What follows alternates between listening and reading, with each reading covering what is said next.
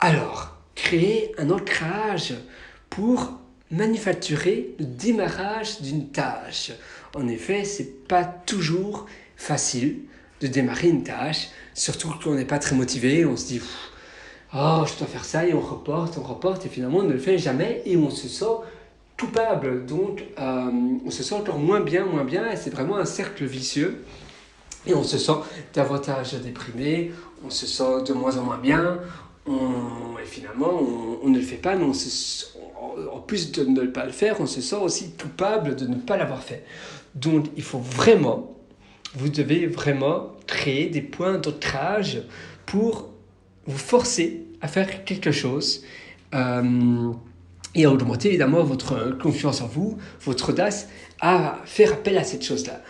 Par exemple, vous voulez créer, mettons, on va dire, des produits d'information, comme moi, à créer des formations, eh bien, vous avez du mal à vous mettre en route. Peut-être que vous mettre en mode ermite et payer un hôtel assez cher, pour une journée, c'est souvent bien de le faire pas sur une longue durée parce que sinon vous allez reporter. C'est un peu comme les nouvelles résolutions. On prend une nouvelle résolution mais on se dit qu'on a un an pour le faire, mais on ne va jamais le faire parce qu'on va attendre jusqu'au 31 de l'année d'après au soir pour le faire. Mais c'est la même chose pour une durée. Si vous prenez une semaine d'hôtel en vacances, si vous vous dites je vais faire une formation, je vais faire un programme, etc., vous n'allez pas le faire parce que la durée est trop longue. Du tout, en réservant une chambre d'hôtel assez chère, avec plein de facilités, sauna, spa, piscine, vous vous dites, je vais à 14h au check-in, je vais à l'hôtel et je me dis, je m'enferme dans la chambre et je ne peux pas y sortir jusqu'à ce que la formation est faite. C'est un peu comme le timing box, c'est un concept qui s'appelle, voilà, qui représente plus ou moins ce principe. Donc vous vous dites, je m'enferme dans la chambre, il y a plein de facilités, il y a le buffet illimité, etc., cocktail sur la plage. Par contre, je dois rester à l'intérieur dans ma chambre d'hôtel jusqu'à ce que c'est fait. Eh bien, vous allez vouloir vite le faire le plus vite possible pour après profiter du moment de détente. C'est la même chose, vous allez dans un coffee shop, vous prenez votre laptop et vous dites, ah, je ne prends pas le chargeur. Eh bien, vous allez devoir vite le faire, vite un sprint sur votre PC, vite faire la formation parce qu'après, votre PC va s'éteindre. Et du coup, vous allez vraiment être motivé à le faire le plus vite possible. La même chose, vous êtes dans un coffee shop ou dans un bar assez cher, mais 1 heure avant la fermeture. Donc, vous savez vraiment vous pousser à vite faire la chose, à vite rédiger des articles, si vous devez rédiger des articles dans ce bar, vite le faire, dans le coffee shop par exemple, vite le faire avant qu'il ferme.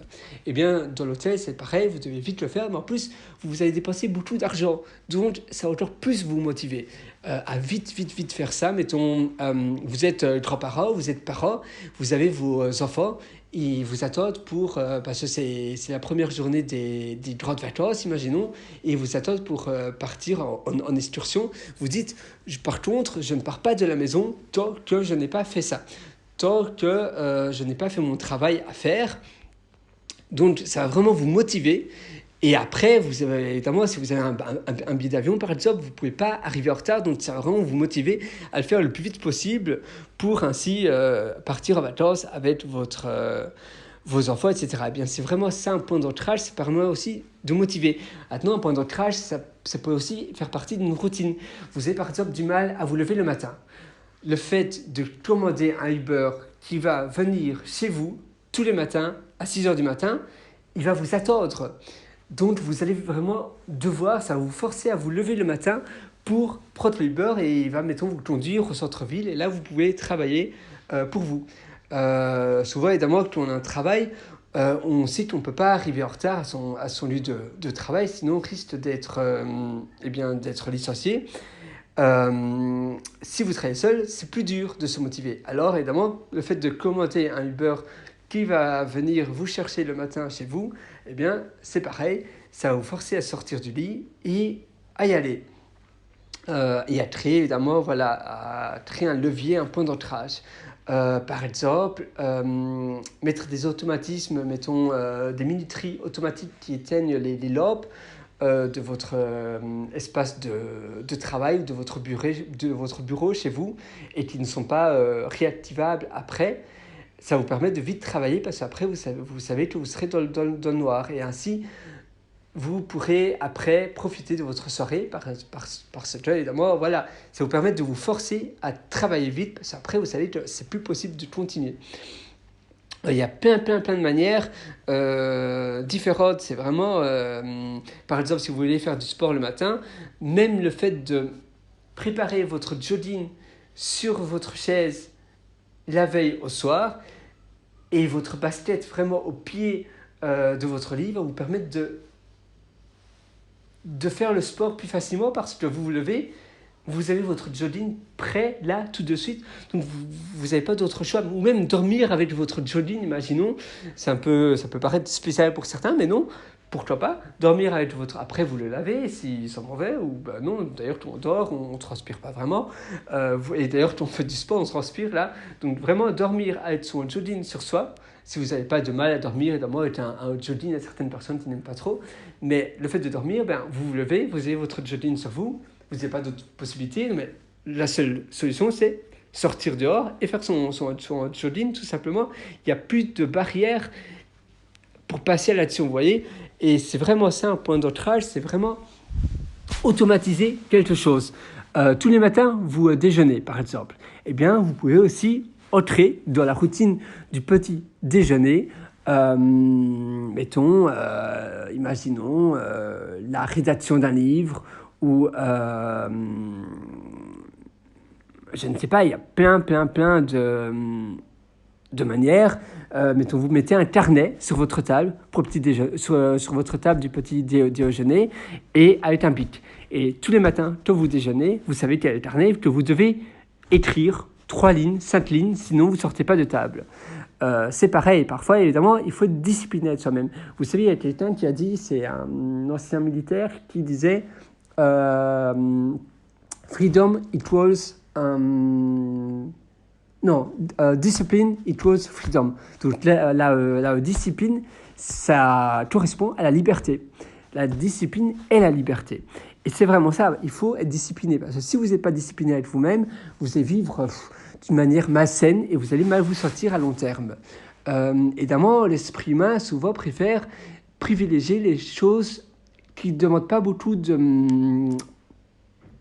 d'efforts à l'entrée, d'efforts à la base. Mettons, scroller son fil Instagram ou Facebook ou les réseaux sociaux. Ça ne demande pas beaucoup d'efforts de faire ça. Par contre, à long terme, ça ne va pas vous rendre heureux. Écrire, ça demande un peu plus d'efforts. Parce qu'écrire, il faut de la concentration, etc. Et évidemment, malheureusement, notre esprit humain privilégie la facilité. Du coup, c'est à vous à être discipliné pour faire les choses qui vous rendent heureux, davantage heureux et qui vous rendent vraiment une vie heureuse, qui vous rend épanoui à long terme et pas choisir les décisions qui, à court terme, vous paraissent, ne demandent pas beaucoup de discipline, comme aller sur les réseaux sociaux, regarder la TV ou des films sur votre téléphone, eh bien, éliminer cela, et même si ça demande un peu d'effort, si c'est entrer dans une routine, ça ne demandera pas beaucoup d'effort, ou bien ça vous forcera à faire la chose sur votre téléphone. Vous pouvez bloquer Internet, vous pouvez avoir des applications qui vous permettent de ne pas avoir accès à ça, parce que c'est pour votre bien. Rappelez toujours pourquoi vous faites ça. Parfois on se dit, oh là là, c'est un peu dur, ici on n'est pas quand même pas là... dans un temps militaire, pourquoi je devrais faire ça, mais rappelez-vous pourquoi vous voulez faire ça, c'est dans un but bien précis, à long terme, pour, mettons, écrire un livre, pour sortir une formation, etc., etc. Et du coup, à long terme, ça va vraiment vous rendre épanoui. Rester sur les réseaux sociaux, visionner des films sur son téléphone, à long terme, ça ne va pas vraiment vous rendre épanoui. Une formation, on parlait d'une chambre d'hôtel, je viens de passer aussi dans un avion. Vous pouvez aussi prendre un aller-retour dans un avion et vous vous dites, dans l'avion, je dois absolument terminer cette formation où, mettons, prenez première classe, etc. Et avant que l'avion atterrisse, dites-vous, je dois avoir terminé ça. Même s'il y a des personnes à côté de votre siège qui vous parlent, peu importe, non, isolez-vous, mettez votre casque sur vos oreilles dès le départ, personne ne vous dérangera. et faites vraiment votre action. Il y a un écrivain qui faisait ça pour écrire son livre. Il a pris un aller-retour pour le plus long vol. Il habitait aux États-Unis et il a pris aller-retour vers le Japon. Et il a écrit la première partie de son livre avec l'aller et la deuxième partie au retour. Et il avait terminé son livre à être simplement un aller-retour de l'avion. Et évidemment, il n'a pas visité le Japon, il est simplement resté de l'aéroport et il a repris son retour, son billet retour. Et le fait de prendre l'avion, ça peut paraître un peu bizarre. Pourquoi prendre un billet d'avion pour aller au Japon si on visite pas? Eh bien lui, l'avion, son but n'était pas de visiter le Japon, mais son but était de trouver un moyen de faire cette tâche sans qu'on le déroge et avec une date butoir, donc un délai butoir, parce que pour lui, mettons, c'était 10 heures d'avion, etc. Eh bien, ce délai était, voilà, après ça, l'avion atterrit, il y avait vraiment un délai, c'est un sprint. Le plus long vol, il me semble, c'est Qatar à le vol, Auckland, en Nouvelle-Zélande, vers le Qatar. C'est un vol qui dure 18 heures, 17h50, il me semble, donc presque 18 heures de vol. Évidemment, là, vous êtes fatigué parce que travailler pendant 18 heures, c'est un peu trop. Vous allez devoir dormir et alors vous allez vous endormir et finalement, vous n'allez pas énormément travailler. Donc, c'est bien de privilégier des vols d'une durée de 10 heures, plus ou moins, mettons les États-Unis vers le Japon, ou un truc comme ça, ou la France vers le Japon, ou la France vers une autre destination. Vers le Canada de l'Ouest, donc vers Vancouver, c'est plus ou moins 10 heures de vol. Et ça, c'est une durée tout à fait bonne. J'espère que vraiment, ça va vous permettre de vous booster et à réaliser vos projets, vos rêves. C'est vraiment, vraiment important. Aussi, si vous voulez, mettons, devenir un acteur, la posture aussi. Essayez, mettons, des vision boards aussi, c'est très important pour vous rappeler pourquoi vous faites ça. Mettez des posters partout de ce que vous voulez devenir et vos points d'ancrage et votre motivation va être plus simple à être réalisé. Alors nous, on se dit à très bientôt dans un autre audio. À tout de suite, alors à très bientôt dans un prochain audio motivant. Bye bye.